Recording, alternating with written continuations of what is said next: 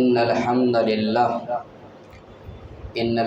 لله نحمده ونستعينه ونستغفره ونعوذ بالله من شرور أنفسنا ومن سيئات أعمالنا من يهده الله فلا مضل له ومن يضلل فلا هادي له وأشهد أن لا إله إلا الله وحده لا شريك له وأشهد أن محمدا عبده ورسوله فأعوذ بالله من الشيطان الرجيم بسم الله الرحمن الرحيم يا أيها الذين آمنوا اتقوا الله حق تقاته ولا تموتن إلا وأنتم مسلمون يا أيها الناس اتقوا ربكم الذي خلقكم من نفس واحدة وخلق منها زوجها وبث منهما رجالا كثيرا ونساء واتقوا الله الذي تساءلون به والأرحام إن الله كان عليكم رقيبا يا أيها الذين آمنوا اتقوا الله وقولوا قولا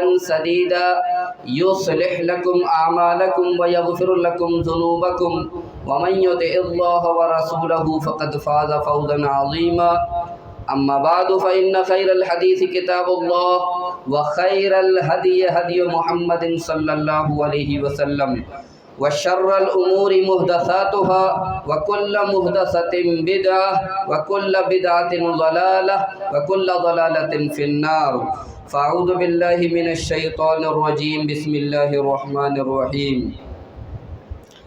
قاف والقرآن المجيد بل عجبوا أن جاءهم منذر منهم فقال الكافرون هذا شيء عجيب أإذا متنا وكنا ترابا ذلك رجع بعيد قد علمنا ما تنقص الأرض منهم وعندنا كتاب حفيظ بل كذبوا بالحق لما جاءهم فهم في أمر مريج أفلم ينظروا إلى السماء فوقهم كيف مددناها وألقينا فيها رواسي وأنبتنا فيها من كل زوج بهيج تبصرة وذكرى لكل عبد منيب ونزلنا من السماء ماء مباركا فأنبتنا به جنات وحب الحصيد والنخل باسقات لها طلع نضيد رزقا للعباد وأحيينا به بلدة ميتا كذلك الخروج كذبت قبلهم قوم نوح وأصحاب الأيكة وقوم تبة كل كذب الرسل فحق وعيد أفعينا بالخلق الأول بل هم في لبس من خلق جديد.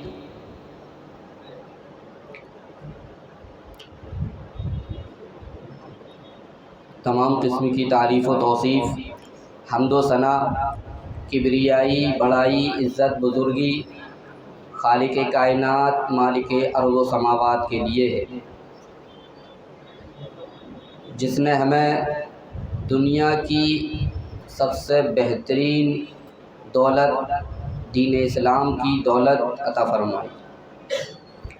بعدہ لاکھوں کروڑوں درود و سلام ہو تمام انبیاء کرام پر، بالخصوص آخری نبی تاجدار مدینہ سرور کائنات جناب محمد الرسول اللہ صلی اللہ علیہ وسلم پر. اللہم صلی وسلم علی نبینا محمد. حاضرین جمعہ، موضوع گفتگو ہے مسلم لڑکیوں کے ارتداد کے اسباب. قبل اس کے کہ اس موضوع کو ہم شروع کریں، چند باتیں آپ حضرات کے سامنے عرض کرنا مناسب سمجھتے ہیں. رمضان کا مہینہ ہم سے رخصت ہو چکا ہے. جس نے جتنی محنت کی، کوشش کی، جتنی عبادتیں کی، اللہ رب العالمین ان کی عبادتوں کو قبول فرمائے. لیکن ادھر ابھی کہنا یہ ہے کہ جو لوگ دینی مزاج رکھتے ہیں، دینی شوق رکھتے ہیں، مساجد سے جڑے ہوئے ہیں، علماء سے جڑے ہوئے ہیں، اللہ کی محبت ان کے دلوں میں ہے، رسول اللہ صلی اللہ علیہ وسلم کی محبت ان کے دلوں میں ہے، وہ شریعت کے پابند ہیں، ان سے یہ بات مخفی نہیں ہے کہ رمضان کا مہینہ رخصت ہو جانے کے بعد مسلمانوں کی حالت کس طرح کی ہے۔ جس طرح رمضان میں وہ نمازوں میں حصہ لیا کرتے تھے، ذکر و اذکار میں بڑھ چڑھ کر حصہ لیا کرتے تھے، خوب سے خوب تلاوت قرآن مجید کا اہتمام کیا کرتے تھے، اب وہ چیز دیکھنے میں نہیں آتی۔ آپ مساجد کا جائزہ لیں تو دیکھیں گے کہ جہاں پہلے مسجد بھر جایا کرتی تھی، اب مشکل سے 2 یا 3 صفیں اس مسجد کے اندر مکمل ہو پاتی۔ آپ دیکھیں گے پہلے مسجد ہر وقت آباد رہتی تھی، بعض لوگ ذکر و اذکار کر رہے ہیں، بعض لوگ مسئلے مسائل پر گفتگو کر رہے ہیں، بعض لوگ قرآن مجید کی تلاوت میں مشغول ہیں، بعض لوگ اذان سے پہلے آ کر نماز کا انتظار کر رہے ہیں، اب وہ چیزیں دیکھنے میں نظر نہیں آتی۔ یہ مزاج، اس طرح کا طرز عمل بہت ہی ہمارے لیے نقصان دہ ہے۔ قرآن مجید کے اندر سورہ نحل کے اندر اللہ رب العالمین نے ایک تمثیل بیان کی ہے ایک عورت کی، کہا وَلَا تَكُونُوا كَالَّتِي نَقَضَتْ غَزْلَهَا مِن بَعْدِ قُوَّةٍ أَنْكَاثًا، کہ تم اس عورت کی طرح مت ہو جانا جس نے سوت کو مضبوطی سے تیار کیا، پھر اس کے مضبوط ہو جانے کے بعد سوت کاٹ لیا، اس کے مضبوط ہو جانے کے بعد اس کو ٹکڑے ٹکڑے کر دیا، اس کو توڑ دیا۔ تو آپ لوگ ایسا نہ کریں، ہمیں چاہیے کہ ہم اپنے طرز عمل پر نظر ثانی کریں کہ اگر ہم نے بھی جو عبادتیں کی ہیں پھر بعد میں اس طرح یہ چیز ختم ہو جائے، ہم مسجد سے دور ہو جائیں، ہم اللہ کے نبی صلی اللہ علیہ وسلم کی احادیث پر عمل کرنا بند کر دیں، ہم قرآن مجید کی تلاوت بند کر دیں، تو یہ عمل ہمارا بالکل بھی ٹھیک نہیں ہے، درست نہیں ہے۔ سوت کاٹنا کہتے ہیں دھاگا وغیرہ تیار کرنا روئی سے۔ تو اللہ کے نبی اللہ رب العالمین نے مثال بیان کی ہے، تمثیل بیان کی ہے اس عورت کی کہ اس کی طرح مت ہو جانا، اس نے محنت کی، مشقت کی، مضبوط دھاگا تیار کیا، پھر توڑ دیا۔ تو یہ مثال ہر اس جگہ فٹ ہوگی کہ ہم نیکیاں کمائیں خوب، ہم اچھے اعمال کریں، پھر ان کو ترک کر دیں، پھر ہمارا طرز عمل بدل جائے، پھر ہمارا رویہ بدل جائے، ہمارے شب و روز غیر دینی ہو جائیں، غیر اسلامی ہو جائیں، اور ہم ابھی تک جو نیک اعمال کرتے تھے ان کو پس پشت ڈال دیں، یہ بالکل بھی درست نہیں۔ تو ہمیں اس کی اصلاح کی ضرورت ہے۔ جس طرح ہم نے رمضان میں محنت کی، اسی طرح ہم رمضان کے بعد بھی نمازوں کی پابندی کرتے رہیں، احکام شریعت کے اصول پر پابند رہیں، کاربند رہیں۔ ایسا نہیں ہونا چاہیے کہ رمضان گیا تو اعمال بھی سارے بند ہو گئے، ختم ہو گئے۔ رمضان ہم سے رخصت ہوا ہے، لیکن نمازیں فرض تھیں، ابھی بھی فرض ہے اور قیامت تک فرض رہیں۔ قرآن مجید کی تلاوت ابھی بھی مشروع ہے، ذکر و اذکار کا اجر و ثواب ابھی بھی ہے، اور ذکر و اذکار ابھی بھی ہمارے لیے لازمی اور ضروری ہے۔ حضرت علقمہ رضی اللہ تعالیٰ عنہ کہتے ہیں کہ انہوں نے اللہ کی حضرت عائشہ رضی اللہ تعالیٰ عنہ سے سوال کیا، پوچھا کہ اللہ کے نبی صلی اللہ علیہ وسلم کے عمل کے متعلق بتائیے، اللہ کے نبی کا عمل کیا تھا، اور یہ بھی پوچھا کہ اللہ کے نبی صلی اللہ علیہ وسلم اعمال کو بعض ایام کے لیے خاص کر لیا کرتے تھے، بعض ایام کو آپ نے خاص کر لیا تھا کہ ان ایام میں ہی ہمیں عبادت کرنی ہے، جیسا کہ ہمارا طرز عمل ہے۔ جمعے کے اندر مسجدیں بھر جاتی ہیں، عید الفطر میں مسجد بھر جاتی ہے، عید الاضحیٰ میں مسجد بھر جاتی ہے، رمضان کے مہینے میں مسجد بھر جاتی ہے۔ تو یہ ہمارا طریقہ کار بالکل بھی درست نہیں ہے، بالکل بھی صحیح نہیں ہے۔ حضرت عائشہ رضی اللہ تعالی عنہا نے سوال کا جواب دیتے ہوئے کہا کہ نہیں، اللہ کے نبی صلی اللہ علیہ وسلم نے بعض ایام کو عبادت کے لیے خاص نہیں کیا تھا، اور اللہ کے نبی صلی اللہ علیہ وسلم تم میں سے یعنی تم جو اعمال کرتے ہو ان اعمال کی استطاعت رکھنے والے تھے، یعنی کوئی ایسا عمل نہیں ہے جو تم کرتے ہو اللہ کے نبی صلی اللہ علیہ وسلم نہیں کرتے ہو، نہیں کر سکتے ہو۔ عملہ دائما، آپ ام المومنین رضی اللہ عنہ نے کہا کہ اللہ کے نبی صلی اللہ علیہ وسلم کا عمل تھا دائما تھا، عملہ دائما، ان کا عمل دائما تھا۔ دائما اس بارش کو کہتے ہیں جو مسلسل دھیرے دھیرے دھیرے ہوتی رہتی ہے، وہ زیادہ مفید ہوتی ہے کسانوں کے لیے، کھیتوں کے لیے۔ تو اللہ کے نبی صلی اللہ علیہ وسلم کا عمل ایسا تھا کہ آپ کنٹینیو لگاتار مسلسل عمل کرتے رہتے تھے، ایسا نہیں ہوتا تھا کہ بعض دن عمل کیا پھر کافی دن تک چھوڑ۔ تو کوئی بھی ہم نیک اعمال کریں، نیکیاں کریں، برابر کریں، لگاتار کریں، کنٹینیو کریں، یہ نہیں کہ بعض دن کیا اور بعض دن چھوڑ۔ حضرت ام سلمہ رضی اللہ تعالیٰ عنہ کہتی ہیں کہ اللہ کے نبی صلی اللہ علیہ وسلم کو وہ عمل زیادہ پسند تھا جو مسلسل کیا جائے، لگاتار کیا جائے، گرچہ وہ تھوڑا ہی کیوں نہ ہو، کم ہی کیوں نہ ہو۔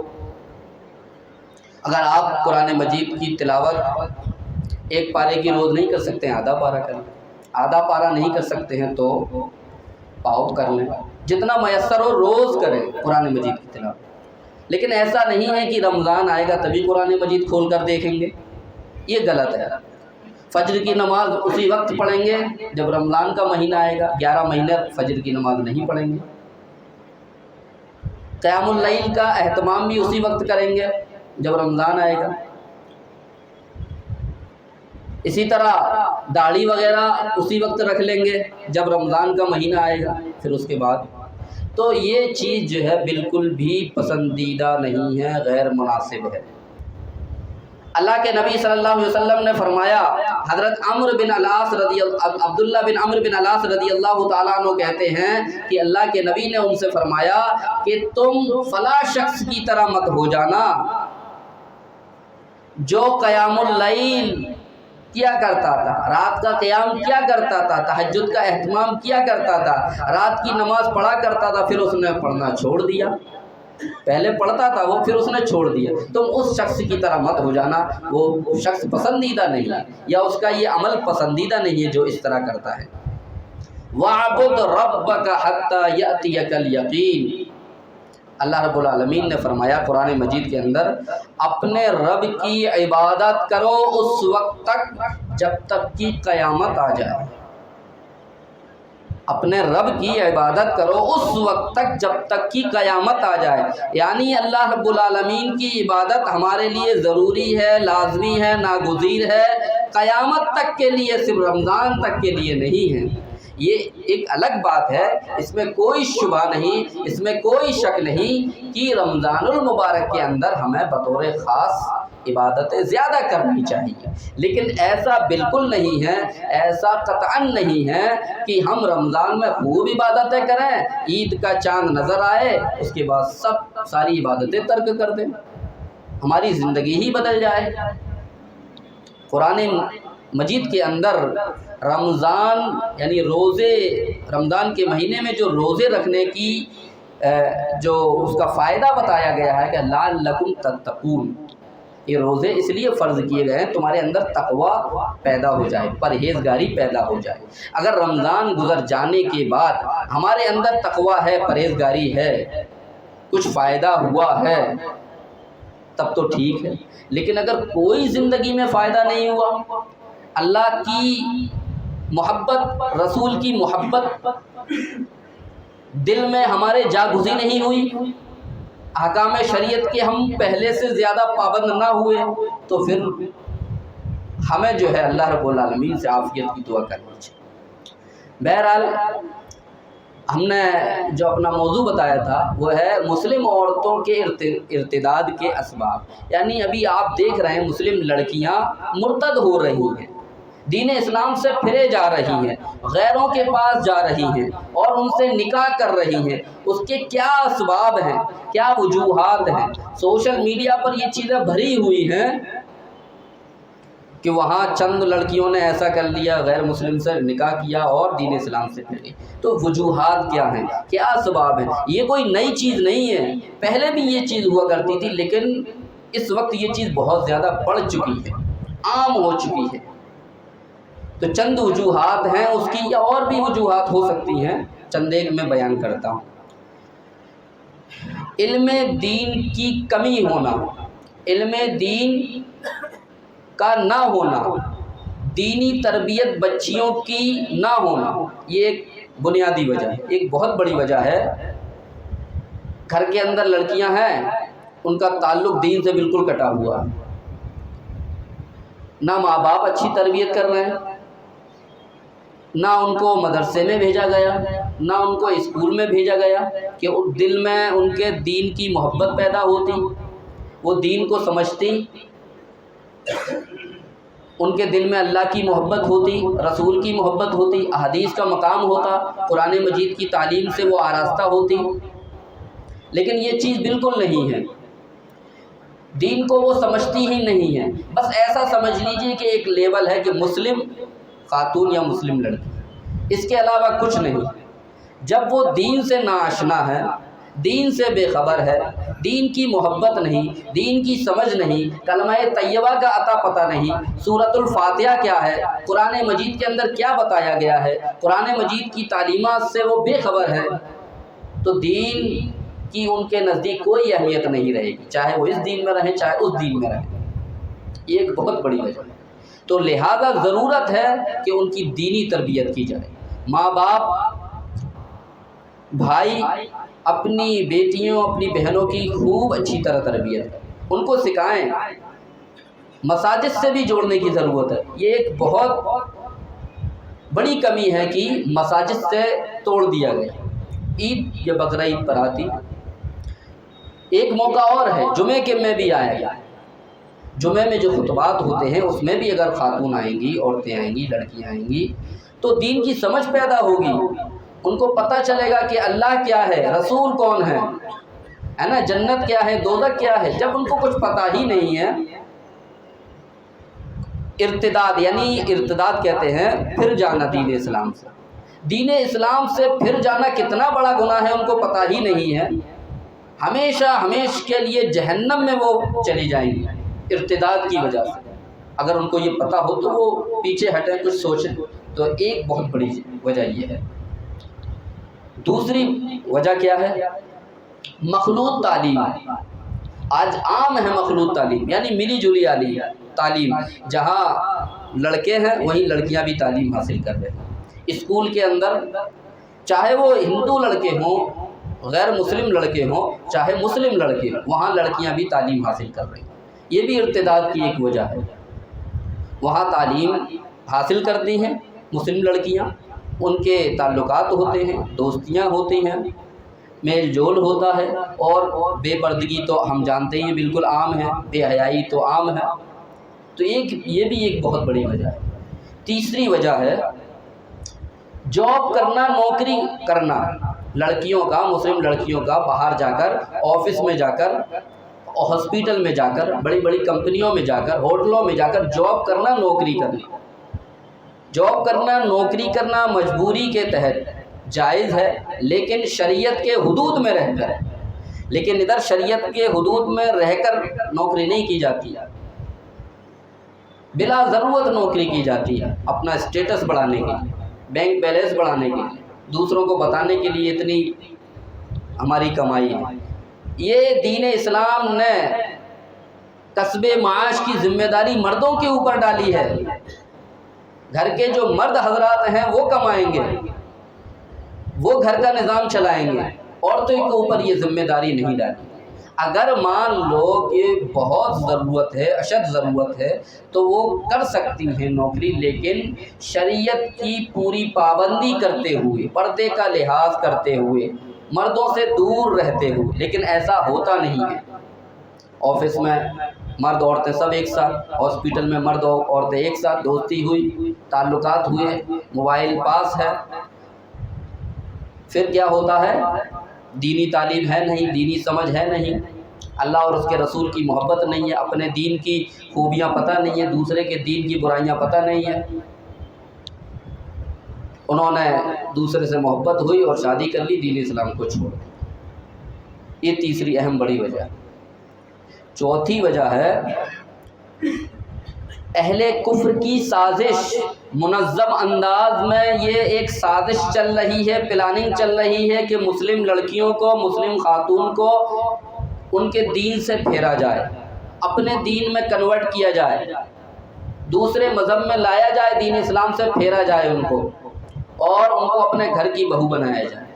اب اس کے بعد چاہے وہ ان کو وہ مقام اور مرتبہ دیں، وہ عزت دیں، یا ان کو ایسے ہی برباد کر دیں، ان کو ایسے ہی چھوڑ دیں در در بھٹکتے۔ دونوں صورتیں، دونوں شکلیں دیکھنے میں آ رہی ہیں، دونوں چیزیں پائی جا رہی ہیں۔